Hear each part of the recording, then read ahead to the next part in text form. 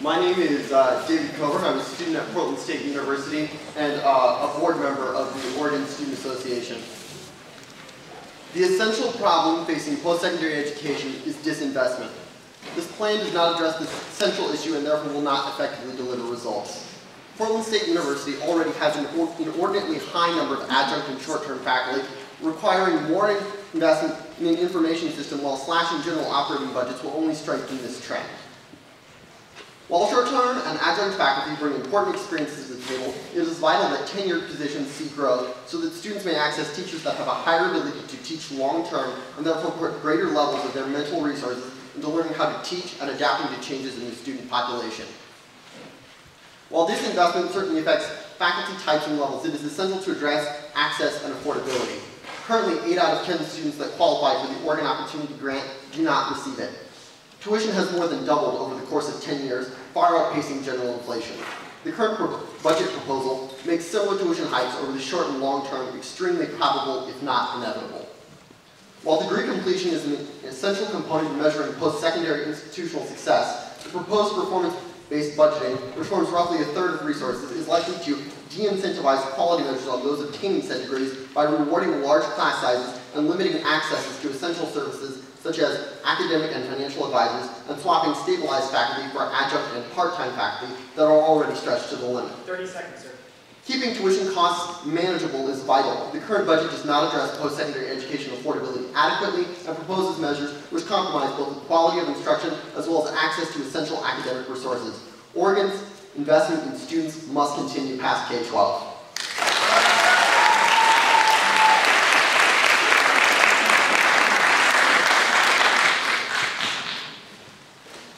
Lily? Thank you. Hi. I'm Mary Thaman.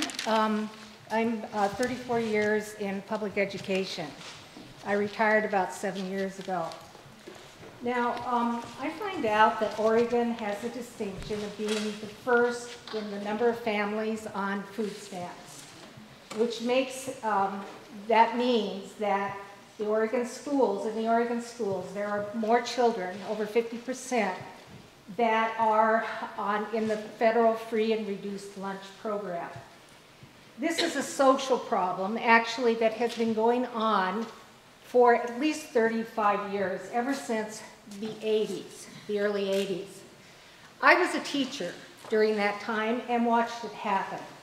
I also watched it being swept under the rug, where nobody really was talking about it. Now, here's the thing about poverty. It's insidious. Children enter school at a disadvantage, a huge disadvantage. They speak, for example, 17,000 less words than a child entering from other income families. So the thing is that there's only so much money to go around. Teachers and schools are being blamed for this huge social problem. And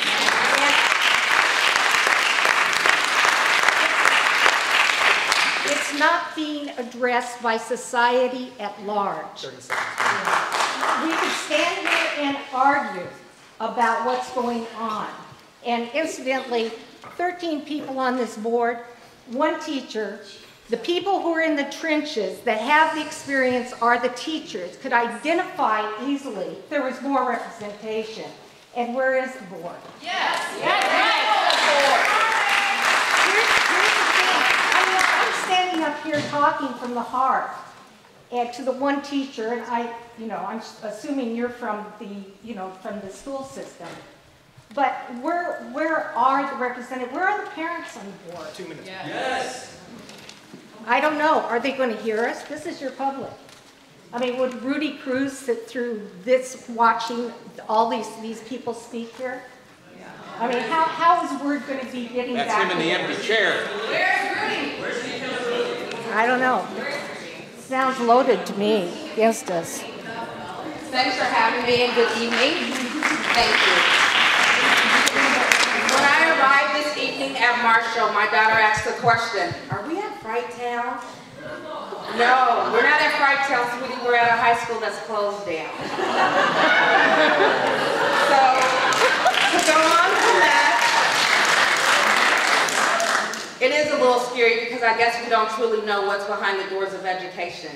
A woman of African American descent, a woman that was once denied an education. I stand before you today to tell you, not only are school counselors important, we are the ones in the trenches with so many of your students. My name is Ashanti Spears, and I'm a school counselor in the David Douglas School District. And I would like to speak to make sure that school counselors are included and identified as key providers in the new reconstruction of education in Oregon. As school counselors, I am an integrated part of meeting the goals that this reconstruction encompasses, because I am the key person in school who will build relationships with students and their families. No, not to my teachers. I work with students in college. I work with students in college and career readiness. I work with them on academic achievements. I educate in how to work with students on every developmental level. For example, I work in an alternative high school where 82% of my students are on free and reduced lunches. In the past 9 years, we have increased our graduation rate from 21 students out of the class of 240 to 92 students in the past years. Many of these students have moved on to college and are working toward their degrees. As a counseling department, we met with each of our students 4 times a month to help them meet their needs for graduation. The students struggle with depression, anxiety, legal problems, and relationship problems. Only a school counselor is trained to coordinate these issues within the school system. Thank you for this opportunity.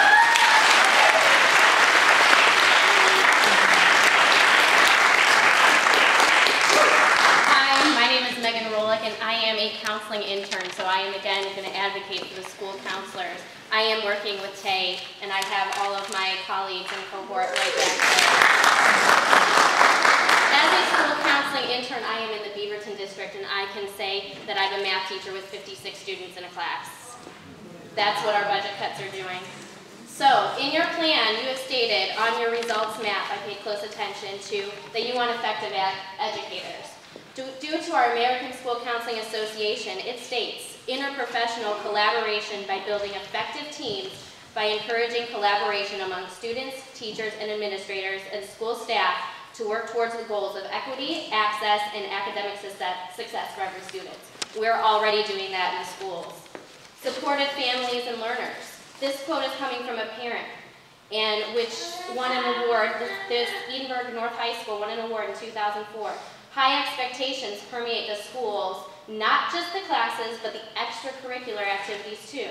The students have inner drive because high expectations of the administration, counselors, and teachers. This is also being noteworthy because this school is 96% Latino. So there is proper, they can succeed with the proper supports in place. Variety and innovation.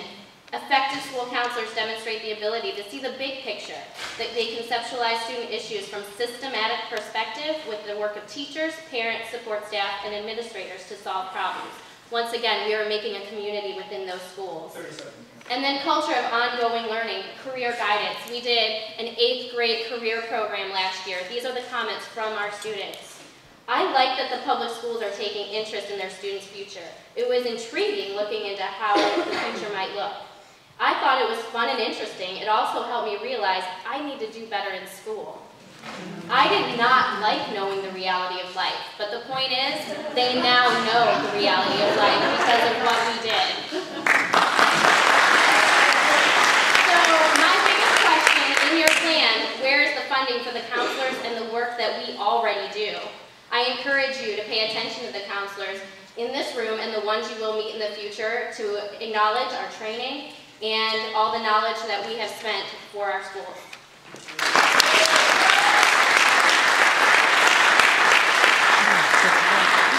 Good evening, my name is Jenna Takeda. As Oregon's District Librarian of the Year, I decided my message about literacy and school school libraries needed to extend beyond the school library community. October is Information Literacy Month in Oregon. With the ever-increasing tsunami of available information online, students now more than ever need to learn how to identify the best information resources, sort through that information, evaluate it for bias and reliability, and synthesize it into their own work. Licensed school librarians are trained to equip students with information literacy skills so they can be independent researchers, critical thinkers, and effective communicators using a full range of media and technology tools. Unfortunately, due to ongoing school funding constraints, many Oregon schools have lost their school librarian positions over time. According to the 2011 QEM and Libraries report published by the State Library, the number of licensed school librarians in Oregon had fallen in 2009 by 61% since 1980. That percentage is even higher today with cuts to school librarian positions in Salem, Kaiser, and Beaverton. The QEM and Libraries report also outlines the minimum criteria for quality school libraries. These include licensed librarian staffing, library support staff, and materials expenditures. Only 5 of the 1,303 Oregon school libraries in 2009-10 met these guidelines. When school librarian positions are cut, the teaching of these critical information literacy skills often falls by the wayside. Our students deserve high-quality school libraries as a piece of the complete educational environment, preparing them to become our future doctors, scientists, teachers, and community leaders. For more information about how quality school libraries contribute to student achievement, please visit learnforlife.info. As the OEIB considers Oregon's vision for public education, please include school libraries in those discussions and call upon experts from the school library field to be part of that visioning process. Thank you.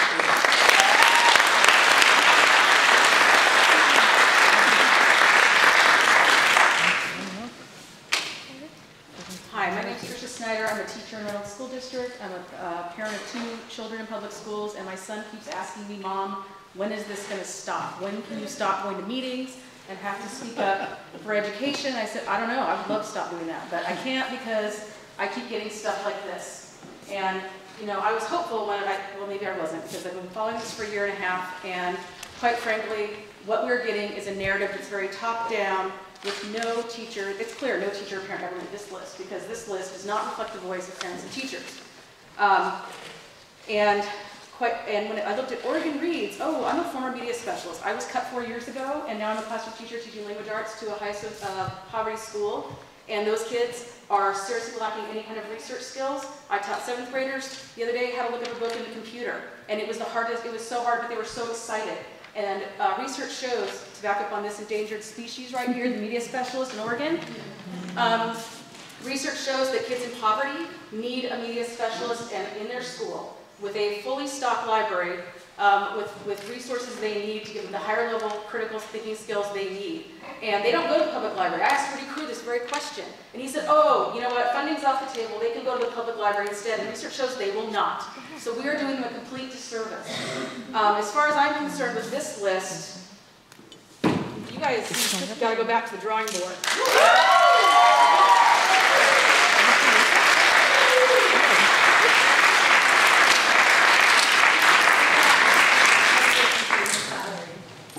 Good evening. I'm Elizabeth Luby. I'm a school psychologist, and my heroes are teachers. I want to thank you for coming. It must be difficult to listen to all this. And you know, I was going to address you specifically, but you've shown the courage to show up, and so I think we should be addressing Governor Kitzhaber.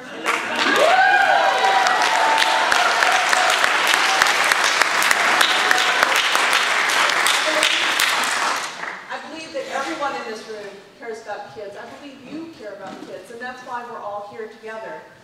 But knowing that there's only one teacher on the board, I'm very concerned about the lack of understanding about what actually happens in a classroom. The difference between this panel and many of us who are in the room is that we are education professionals who work and live in school communities with children. There's a big difference between caring about children and knowing what works. Schools are not buildings. They're not factories. Schools are learning communities based on relational bonds. And when education funding fluctuates and you move staff around and slash programs, you hurt students.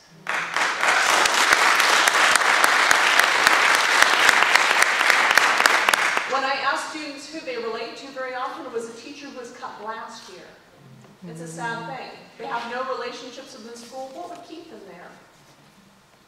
Children depend on consistent adults in their lives so they can turn their attention to learning. 30 seconds. Research has shown that relationship is what creates a safe bond for children so they can extend and try work that is beyond their imagining of what they could do. I believe that everyone in this room cares about children. You probably did not get up this morning, Governor Kitzhaber or Dr. Cruz, and think about kicking Mother Teresa for not saving more people. You who have never walked in my shoes probably do not consider it arrogant when you say that staff in poverty schools are not as capable and do not work as hard as you do. You who have never sat with a child who was raised with inadequate food in a refugee camp or whose parents were just sent to prison for abusing them don't know what it's like to actually live with children in schools.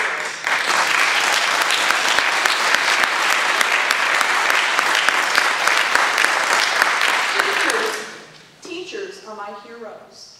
I live with them every day in schools, and in the evenings when they're out copying papers and at 7 o'clock at night and they're not at home with their families, I know what it is to sacrifice from their personal lives to give to children. They put their troubles aside and greet children every morning and grade papers into the evenings. Teachers at poverty schools work longer hours to endure the degradation that this board encourages with your slights about their qualifications and how they're overpaid. Teachers and children stand and fall together. If you care about children, do not siphon the funds away from them and into the pockets of special interest private schools with computers that do not serve the public good. Thank you.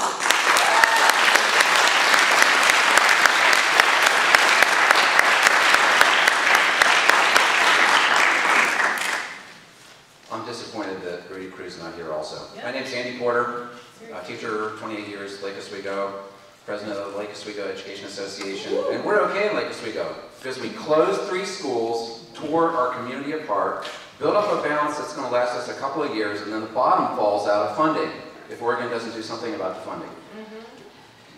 I deeply believe in continuous learning. Every teacher needs to grow. I know that systems need tending. I'm excited that Oregon's having a conversation, but it's the wrong conversation. We need to be talking about the money. My #1 education funding priority is that you listen to the concerns of the teachers and the parents in this room. They'll tell you to a person, additional funding is needed. There's no question about that. Every teacher I know is working beyond capacity. The examples are legion. We've heard stories. I have a colleague, Dave Nuffs, math teacher with me at Lake Ridge High School. He has 2 sons in Beaverton. His middle school boy is in a math class with 62 students. 62 other students, 1 teacher. I keep asking him, is that real? He says, yes. He checked again yesterday. Then I got the more bad news from him. His middle school son has 1 class with less than 50 classmates. Yeah, it's somewhere between 40 and 50. All of his other classes are between 50 and 60. Wow. Those numbers don't need any other framing. How are those teachers going to meet the needs of those kids and meet the standards that the OEIB is going to set out in front of them? It's impossible. The 40-40-20 goal is a noble aspiration, but it's totally unrealistic unless education funding moves rapidly toward that indicated by the QEM. We have a number. We know what it is. Acting like it doesn't exist is foolish. Acting like we can do what you want without funding it at that level is ridiculous. Employees thrive when employers provide the working conditions needed for flourishing. Children thrive when schools are adequately funded. These conditions don't exist in Oregon. You know the funny slogan? The beatings will continue until morale improves. Any long-term Oregon educator knows that's been the actual backstory to our working lives for 20 years now. It's not a joke to us, it's real. And the beatings are continuing. Morale is not improving. Oregon has disinvested in education since 1991. Frankly, it looks like what we're hearing from OEIB, that's going to continue. The unlikelihood of this improved funding is demoralizing. But more discouraging is the accelerating degradation of school conditions. The reality is that virtually every teacher in Oregon, every teacher I know is already doing a great job in their classroom almost every day.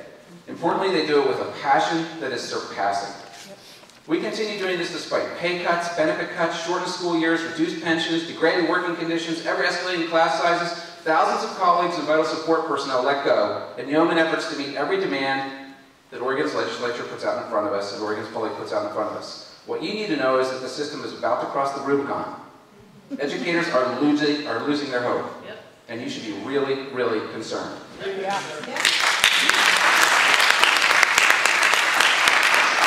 Educators are ready and willing to continue improving their practices to improve student outcomes. There's no question about that. However, it will take significant additional resources to accomplish the lofty goals you set out before us. It's just totally unrealistic to think you can do it without a significant increase in funding.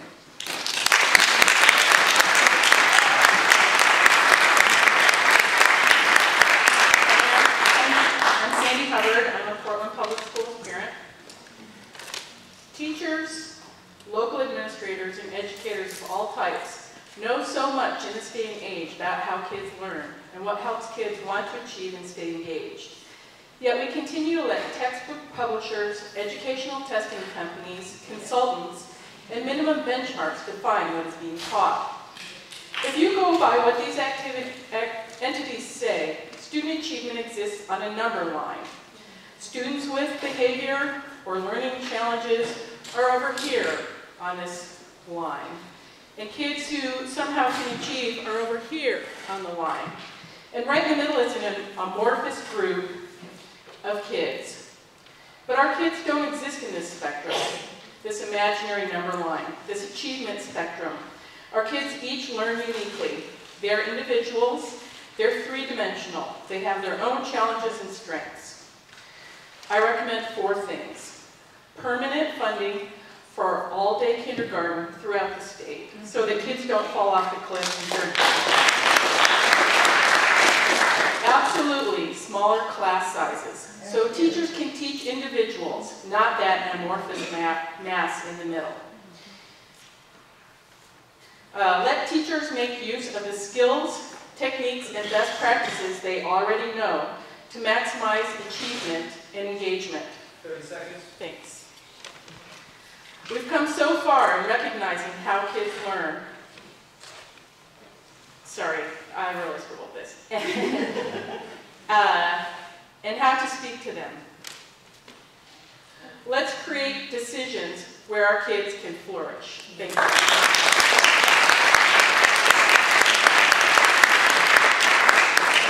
Hello, my name is Dr. Grady Cry. I was a high school counselor for 20 years and a high school teacher concurrently at that time. I've been a school counselor educator for the last 10.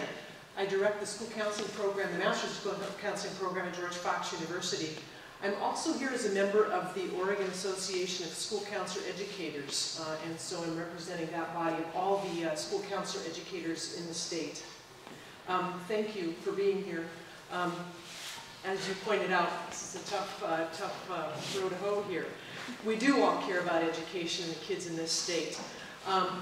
As I looked through the strategic investment lists, I was struck by how much of what school counselors do is threaded throughout that document.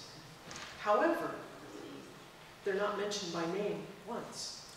I do understand that educator can be kind of a generic catch-all term for many folks working in schools, but I would like to urge you to specifically identify professional school counselors as critical collaborators in working with all of our kids and collaborating with parents and teachers. Why? Well, sometimes people are not aware of the extent of school counselors' training. It takes at least 2 years full-time. At George Fox, the school counselor program is 63 semester credits. That's a chunk of credits, with solid counseling core and a solid educational leadership core. School counselors receive training specific to working with students' career development. That's all about who am I, where am I going, and how on earth am I going to get there. It has to do, we have training in social development, personal and social development, and deal with issues across the board ranging from grief, loss, suicide, racism, pregnancy, abuse, bullying, depression. That list goes on and on and on. And specific training to helping kids with their academic development. If they're fully present, they can learn. 2 minutes, ma'am. Your school counseling training programs include a 100-hour counseling practicum, a 200-hour teaching practicum, and a year-long 600-hour school counseling internship. School counselors are master's level practitioners uniquely prepared to work both as educational leaders and mental health professionals in our school. So again, please be intentional in including professional school counselors at the table as you seek input about and funding for education in Oregon. Thank you.